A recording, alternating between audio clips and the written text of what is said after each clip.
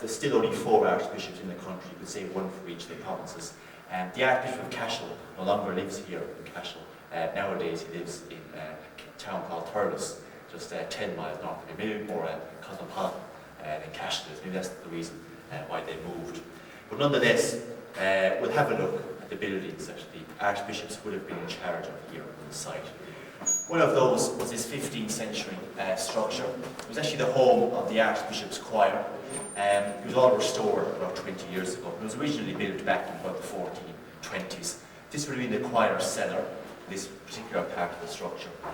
Nowadays it's our museum, and around us there's various pieces of stonework and carvings that we have on the walls. They're either from the rock here itself or from the Cashel area. They were brought in here in 1982 for protection away from the rain. But I suppose the most important piece we brought in here is right down at the very back of the room itself. And it's known as St. Patrick's High Cross. Now, of course, when the church took over the site in the 12th century, they dedicated the rock to St. Patrick, because he's our patron saint, the man who was responsible for introducing Christianity back to the country in the 5th century AD. And he also, another association with the rock, he actually visited here back in the 450s, we're told. He came to baptize the Munster king at that time, because if he baptized the king, there's a good chance the followers would come into the faith as well. And that's said to be perhaps one of the main introductions, or the first introductions of Christianity to this area. The particular high cross carved out in the 1150s in honour of St. Patrick, unlike other crosses you'll see around the country, doesn't have a distinctive circular part on the top. But despite the damaged state of worn, weather-worn condition, you can still see the large central crucifix in the middle, the figure of Christ carved out. This cross would have been encased in a frame originally, but you can still see the remains of part of that frame over there to the right hand side, but would have gone up on the top and down on the left as well. But as this was outside, exposed to the weather, a bit man-made damage as well. Of course, it came to that stage down through the centuries. But we did place, I didn't personally, the authorities did place a replica, a copy of the cross outside the reception doors, just to the left of us here, outside this wall. And of course, it's where that one stood up until 1982. Now, before we go upstairs, we'll have a brief look here at the other items in front of us in these 2 display cases. And these are all copies or replicas of items associated with the local area or the rock of Cashel itself. And just a quick look here at the one to my right hand side. These are Bronze Age items, and the real ones were found over the years in the Cashel area. They're all nowadays on display in the National Museum in Dublin. Perhaps the most interesting item there is the golden sword, if you like, the small one. It stands upright behind the axes and the spears. It was found by a farmer about 30 years ago. He was out ploughing his field about a few miles up the road here. Came across the sword. Luckily, he didn't damage it with his plough, but he handed it over to the authorities. And now it's on display in the National Museum. But this stage is over 2,500 years since that sword would have first been made by someone and then used here in the local area as well. Maybe they were amongst those people, amongst the early settlers who came to Cashel and the surrounding areas. Now, just over here, to the left-hand side, these are items much more directly associated with the rock at this time of the church site. And the silver there, it's reproduced from the original items used here by the Anglican or Protestant church back in the 17th century. When they moved downtown and left the rock, they brought those items with them. Today, they're on display in the Bowton Library here in the town itself. The chalice, the golden one just below the silver, was actually used by the Catholic Church here back in the 1640s. And nowadays, it's still here in Cashel, though under the, I suppose, protection and ownership of the Catholic Church. And they still use it on special occasions during masses or ceremonies that they hold here in the church on Friday Street. Now, down from the golden chalice, you'll notice the brown bell there at the bottom of the case, the handle on the top. And that would have been used outside the round tower that we have on the site. And there's lots of round towers around the country. In Irish, you call the building clock chop, would be literally bell house in English. And someone would have gone up the top one of the towers every day and rang the bell from the top, usually in a church site or a monastery. It was the call to mass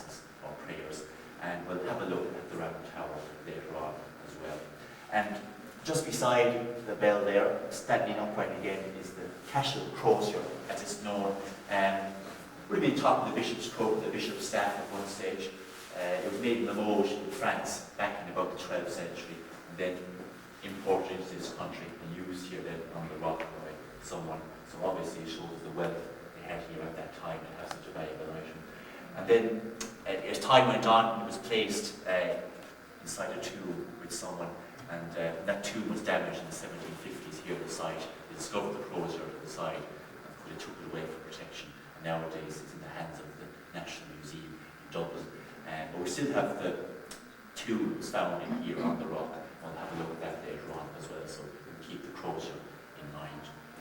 Now we can leave the museum here and go upstairs to have a look at the restored room above our heads. Thankfully we don't have to use the stairways within the wall here anymore.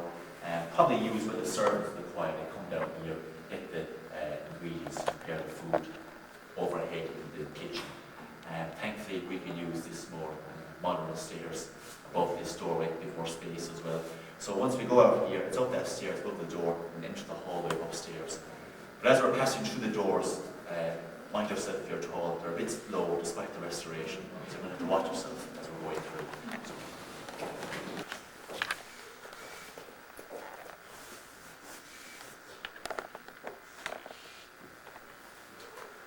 Now this room was a dining hall that the choir had here on the rock. They would have passed there with the reconstruction of their kitchen there on the left hand side on the way in. And their sleeping quarters or dormitories would have been the building that's just behind this wall.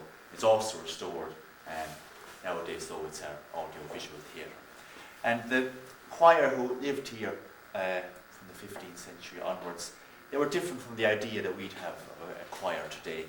As well as singing out in the cathedral every day for the Archbishop, they would have been responsible for the day-to-day running of the structure out there as well. And they were given a good salary for their work. They were also granted some lands to look after around the town of Cashel as well. In time they became such a powerful grouping.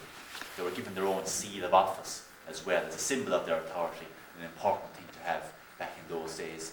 And we have an enlarged replica of one of their seals here, and it's just to my left, mounted up there on the wall above the fireplace. And you'll see the members of the choir are carved out and represented, and also, of course, the organist as well in the middle, who provide them with some music. Now, they would have used that to seal their official letters and documents, but they also could have used it like we use a credit card today. They could buy goods downtown, present the seal to the shopkeeper, and then pay for them at a later date. Unfortunately, that system doesn't work for any of the staff here anymore. You don't even have the real seal here on the rock. Nowadays, safekeeping, both in library have it in their possession and on display on John Street here in the town. Now, around the room, you also would have noticed the various pieces of furniture that we have and the large tapestry on the wall behind me. And none of these pieces are original to the building. They all would have been bought at auctions about 20 years ago by the Heritage Service and placed here then to give us an idea of how the choir might have furnished the room all those years ago. And it's likely they would have had something like the tapestry here hanging on the wall. I suppose it was the medieval way of brightening up or giving a bit of colour to the room, if you like. And above that tapestry there's a grey plaque between those two windows. It might take a while, a few seconds to adjust the light, but you'll see initials there and the year at the very bottom, 1982. And of course those initials, they represent some of the craftsmen involved in the restoration, and that was the year then in which they finished it off. They left behind that plaque as a reminder of their work. And of course often, I suppose, as well, in the same way that the old Irish stonemasons would often leave behind their own mark on a piece of work that they've been involved with as well. And we can just see a little bit of that over on the fireplace there at the left hand side. When it was carved out in the 16th century, the craftsmen left behind their own symbols here in between the letters, and they're the marks of the old stone cutters or stonemasons. And the sentences here in Latin, and if you were to translate into English, you would read ES and EH cause me to be made, and that of course refers to ES and EH being lead members of the choir back when it was carved out, and they commissioned someone then to put this fireplace here for them. And incidentally, if you're travelling around the country and you might go into a few old ruins here and there, look out for little marks, perhaps similar to this or different, because the various schools of stonemasons, they travel around the country and they participated in the building of other structures as well. Now, as part of the modern restoration, the craftsmen also included that large gallery behind the room, at the back of the room, sorry, and above your heads. And it's likely the choir again had something like that, which they could practice whatever hymns or songs they'd have to sing the next day out in the cathedral. And when we go out of the cathedral in just a few minutes, I'll be able to show you where the choir would have been placed inside that structure as well. Before we leave the room, just look there at the gallery again. In the middle, you'll see the symbol there. It comes from the coat of arms of the family of Archbishop O'Haydeen, and he was the Archbishop who built this home for the choir back in the 1420s. Decided to provide a better home for them here on the site, so they'd always be able to live in relative comfort and be ready at any time to come over and sing during the Mass itself. And Archbishop O'Haydeen, as well as building this structure, he also built for himself a tower house or castle onto the end of his cathedral as well, later on in the 15th century. So he was obviously a man who didn't have his hands too tight in the purse strings during his time here on the rock. So now we can leave this 15th century structure and we'll go outside to have a look at the cathedral here on the site. To get to it, we just have to use that doorway to the right hand side. I'll walk straight across to the cathedral and up the steps and go inside. I'll tell you a bit about that structure as well. Carved out in the 15th century.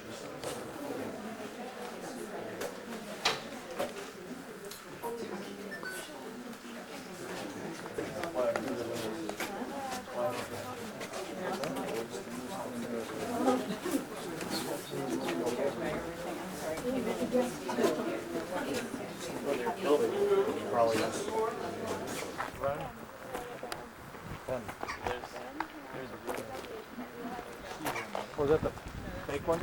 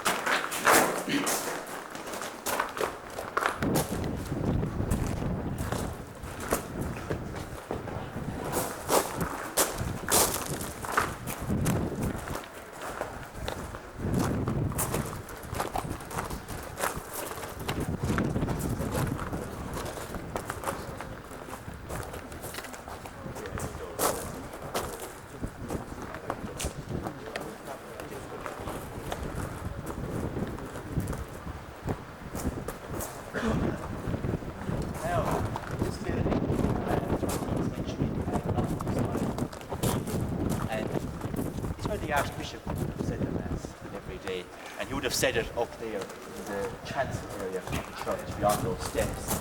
And the altar would have been back up on the stone wall, the windows above it as well. And the choir would have been in that part of the structure too. You can still see the four cobblestones there, almost like books that held together the stall. Now we're standing here in the nave area, the seats would have been the people, who would have been on either side of us here as well, the two transepts. And I suppose the floor plan here, custom at the time, there are no aisles within the church as you might find in one nowadays. Now the Archbishop's home was down there at the bottom of the cathedral, built onto the western end by Archbishop O'Haydeen about the 1440s. So you can still see one of the doorways there, left hand side. Here, see the Mass. And we're actually the wooden gallery down there at the bottom of the church as well. Right outside that door is a large pillar that supported the gallery, so someone could come from the home of the Archbishop to that doorway up there in the second level, walk out onto the gallery and observe what was going on here inside either. And it was all built over probably a 50 or 60 year period between the 1230s and the 1290s. Probably Archbishop Carroll started off the structure. It was finished off then, we think, by Archbishop McKelly later on in the late 1280s or early 1290s. And back when it was in use all those centuries ago, it would look far different than the condition it's in today. For a start, the roof would have been above our heads in the various parts of the structure. The seating would have been around us here from the 15th century onwards. Probably would have been a barrier there, or fence of some kind, separating the nave and the chancels, allowing the congregation to wander up to that part of the church during the Mass. And of course, the walls would have been nicely plastered there as well. The tall lancet windows on either side there, they would have been some nice stained glass windows, especially above the onwards. Gas started to be introduced to large structures like this. And it was probably built at such a large and imposing scale because Cashel was the home of the Archbishop, a very important position within the Irish Church. Of course, you remember there's only 4 archbishops in the country, and that's still the case today as well. Now, above our heads they decided to add on this large central bell tower from the 14th century. You can still see the hole that's there. Usually rain water goes through that hole nowadays. Of course, when the roof is above it, the ropes would come down through it. Use those to pull the bells. Occasionally, the first story overhead we call mass here on the site. And around those pillars and archways, you'll notice some small stone heads carved into the limestone. They were carved out there to represent 14th century people here in Cashel who were generous enough to donate some of their spare cash to the church so they could add on that extension in the 1300s. Now, around us here as well, you'll notice by now the grave slabs that there are. There's also a wall tomb over there to the left and one over here to the right as well, that wall. And those tombs are actually probably influential and well-known families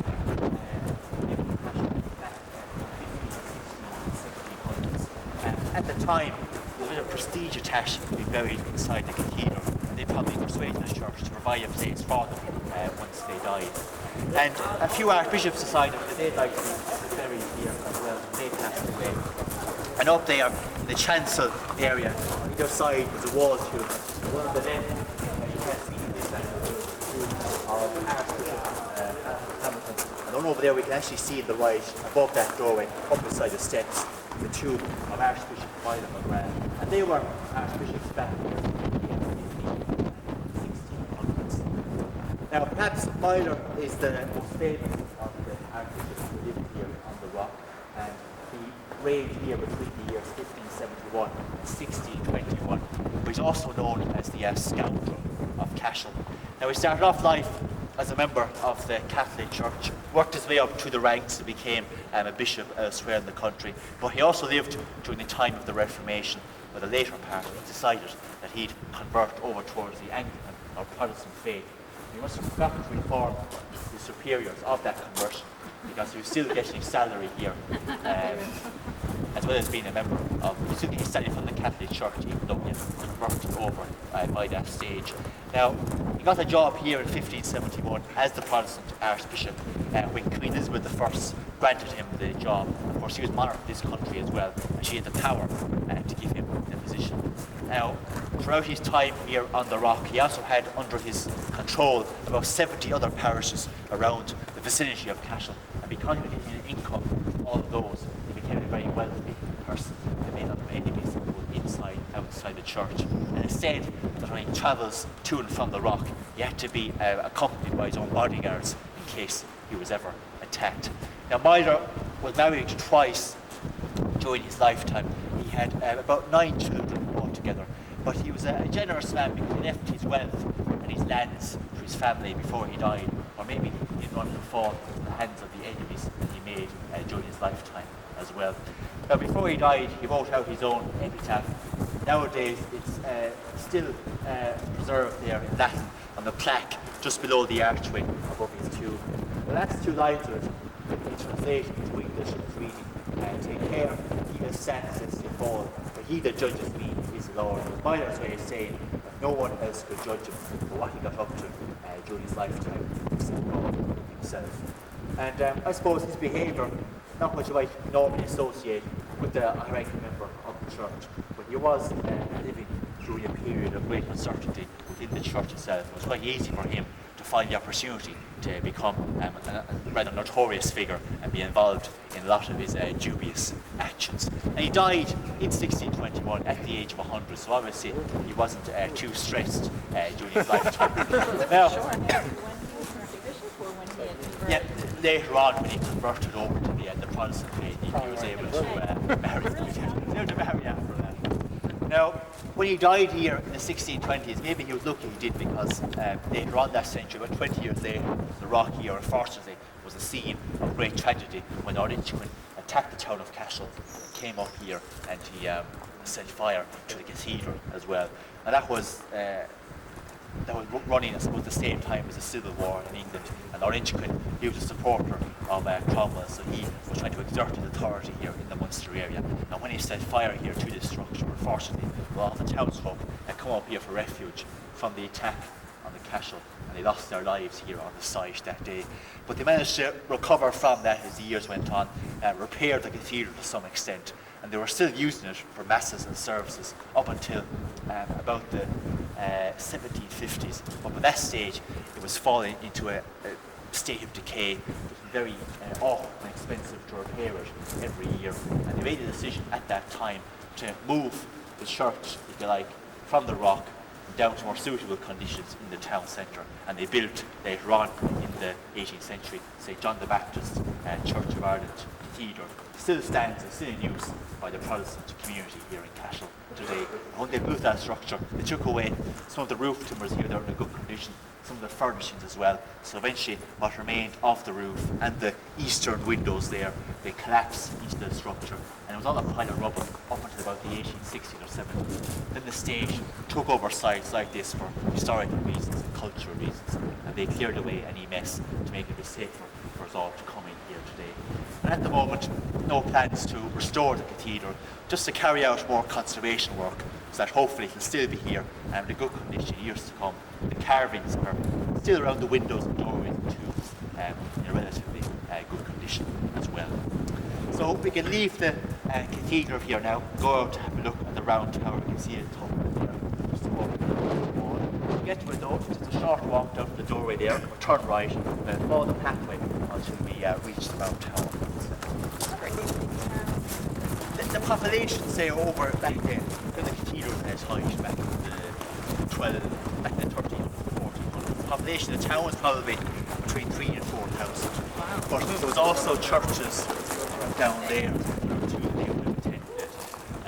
Not everyone would have come up here for the Mass on Sunday.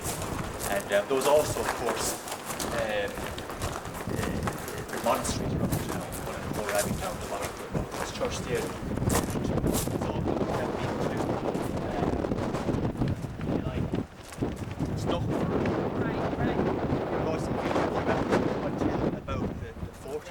What's not really entertainment? Use that stage.